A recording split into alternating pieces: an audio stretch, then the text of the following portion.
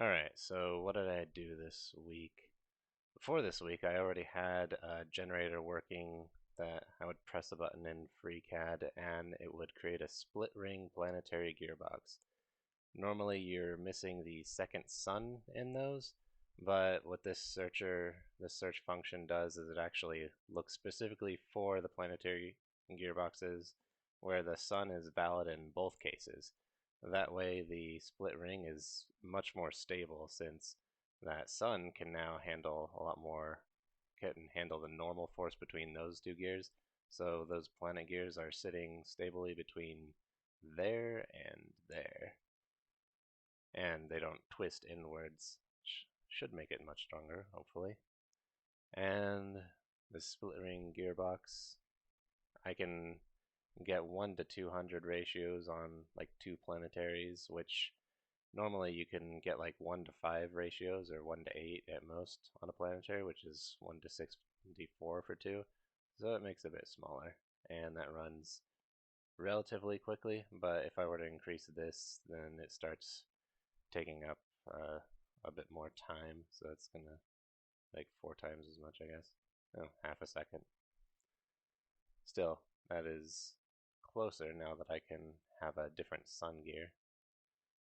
It's hard to say which of these gearbox designs will work. That's why I literally have a search function for it. I just throw a bunch of stuff into an R tree and search for that in one-dimensional space, I think.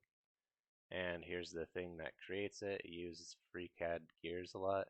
And I would show this now just generating in real time, but it generated in real time yesterday, but I had to update my system because FreeCAD wouldn't start for some reason.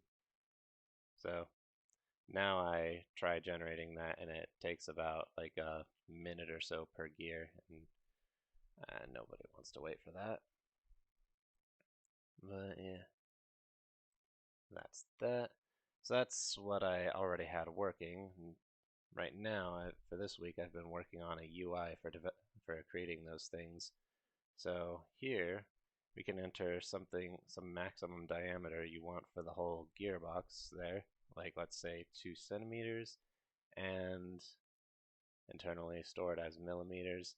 What that does is that considers the ring and the module of these gears, that is how high these things are typically, and it lets you have at least one extra height uh, to support the teeth on that ring gear so it doesn't fall apart. And then the min module is typically, well, that's the height of these gears again, so you want your printer to have enough resolution or pixels to actually be able to make something resembling a gear shape instead of like 3 blocks or something. So my 3D printer size is like 0.017 millimeters. That's my 3D stereolithography 3D printer's resolution. And that's a bit too small, so I think multiply that by 6 is a lot nicer, because that way you can have around 6 pixels. But that's maybe a bit overkill, since that still allows us like 190 ring teeth for that whole 2 centimeters, so I think I'll do 12. 16. There we go. So that restricts our search space some. And let's say, I don't think we'll restrict these for now. Let's just go to the planetary ratio calculator and let's set this to 3 planets. What the 3 planets changes is the homogeneity distribution means these 3 gears are equally distributed around the central sun gear, and you can't really use the same distribution and same teeth with 4 and 3 planets, because then the number of teeth around has to be divisible by 3 or 4.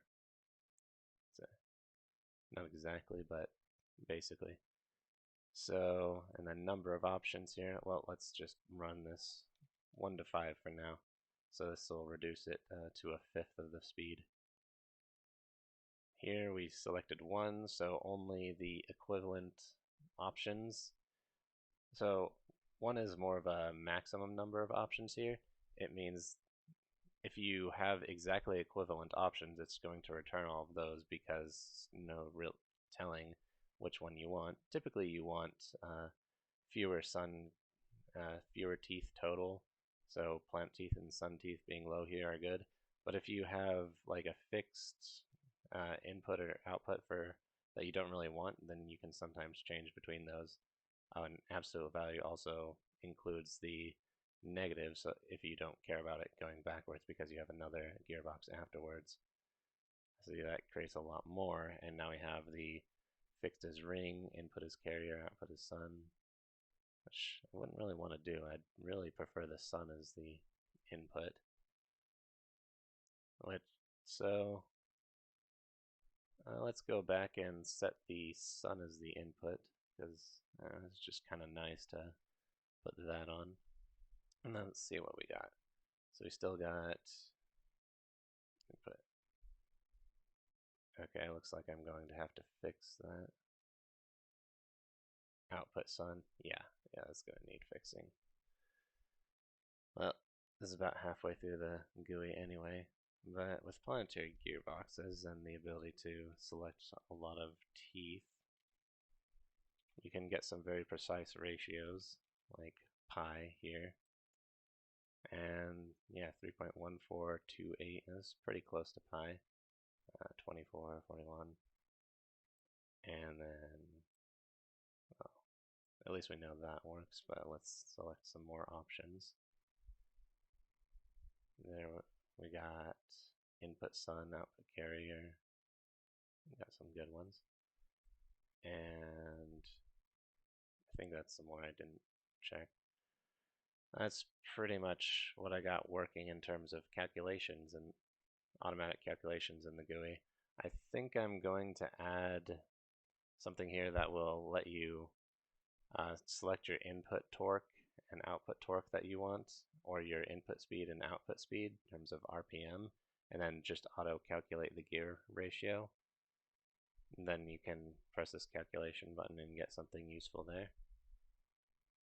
And I might delete these because we already have our ring circle, which is diameter, which is right here, defining our teeth.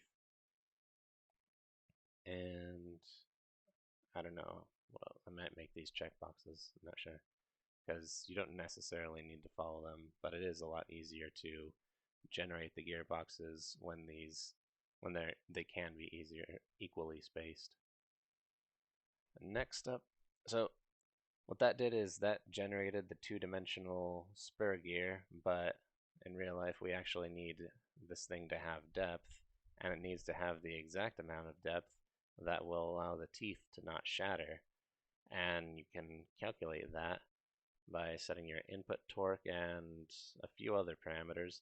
So apparently beta, what it did was it created, you can have like a virtual number of teeth for the calculations for how many teeth it's touching as it goes. I don't know. And the pressure angle affects things too. Then those will go in, we'll have our input set to sun or whatever else from this, whatever option we chose here, or constrained options. Then we'll have all the forces on the gears, and with those, we can determine a material, such as like PLA or ABS or aluminum. That should have these. This should be a save and a load. And that will, through a few equations I found in a gear textbook a while ago, that will allow us to determine the max and min module for the maximum height and the minimum height for the current module.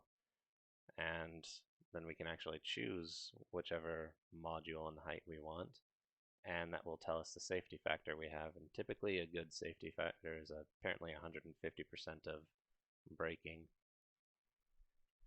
I suspect the second part of this split ring is going to have to be a fair amount longer than the first one, because the second one is what's outputting torque usually on the ring, and the first one is moving the planets around a fixed ring. I'm not sure. I'll have to find out. Yeah, this is for the as a simple planetary gearbox first, though. I'm trying normal planetary gears, then moving on to split ring. Yep. And that's what I've been doing.